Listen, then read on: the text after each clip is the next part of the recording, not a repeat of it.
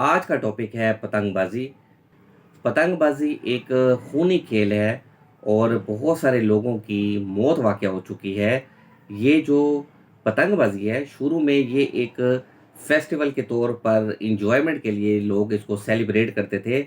लेकिन जैसे-जैसे वक़्त आगे बढ़ता गया तो इस पतंगबाजी में भी एक तरह की जिद्दत आना शुरू हो गई और लोगों ने एक ऐसी डोर का इस्तेमाल करना शुरू कर दिया जिसकी वजह से अगर वो डोर किसी की गर्दन पर फिरती थी तो वो शख्स मौके पर ही जाँ बहक हो जाता था।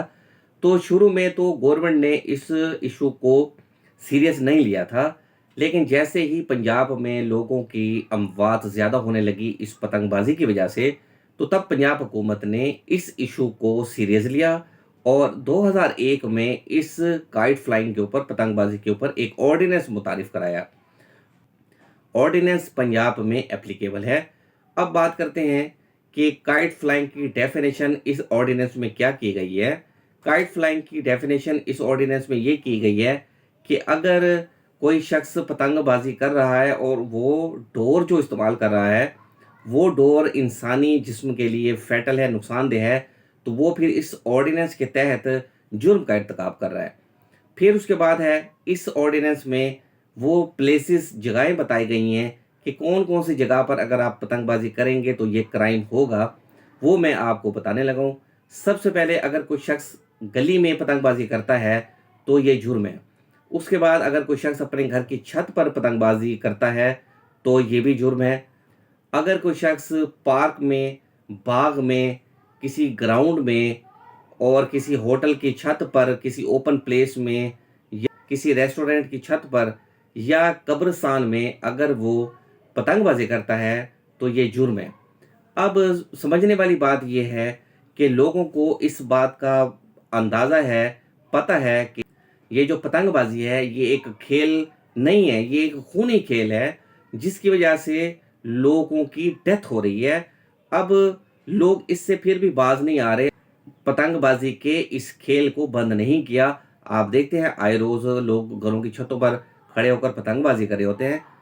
ये क्राइम है। आप लोगों को बताएँ कि ये क्राइम है और ये जो पतंगबाज़ी है इस ऑफ़ेंस की, इस जुर्म की जो सज़ा है वो 3 साल है। तो इसलिए मैं आप तमाम दोस्तों से ये गुज़ारिश करूँगा कि अगर कोई शख्स पतंगबाज़ी में इन्वॉल्व है, उसकी ये हॉबी बन चुकी है, तो वो फ़ौरन ही इसको तर्क कर दे।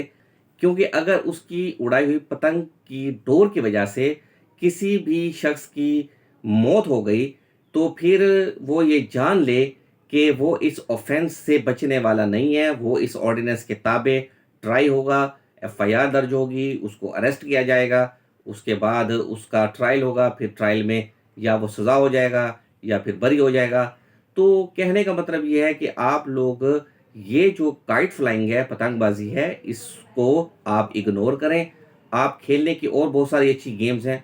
आप क्रिकेट खेलें, आप फुटबॉल खेलें, आप हॉकी खेलें, आप वो स्पोर्ट्स खेलें जिससे आपकी फ़िज़िकल हेल्थ भी बेहतर हो। ये जो काइट फ्लाइंग है, पतंगबाज़ी करना, ये कोई फ़िटनेस के हिसाब से भी बेहतर नहीं है। फिर जब आप पतंग उड़ा रहे होते हैं, आप शोर-शराबा कर रहे होते हैं, इर्द-गिर्द के लोग भी परेशान होते हैं। उसके बाद अगर आप जो पतंग उड़ा रहे हैं, अगर उसकी डोर से कोई मोटरसाइकिल वाला अगर विक्टिम बन गया, तो फिर भी आपके लिए प्रॉब्लम है। तो इसलिए मैं तमाम लोगों को ये बात करूँगा कि आप पतंगबाज़ी से बिल्कुल भी इज्तनाब करें। ये अच्छा खेल नहीं है, ये जुर्म है और ये जो जुर्म है ये सोसाइटी के खिलाफ है। क्योंकि एक बेगुनाह शख्स जो बाइक पर आ रहा है उसको तो नहीं पता कि डोर कहाँ से आ रही है और कैसे उसके गले में फिर गई और वो मौके पर ही मर गया। तो इसलिए इस खेल से इज्तनाब करें और इससे दूरी इख्तियार करें।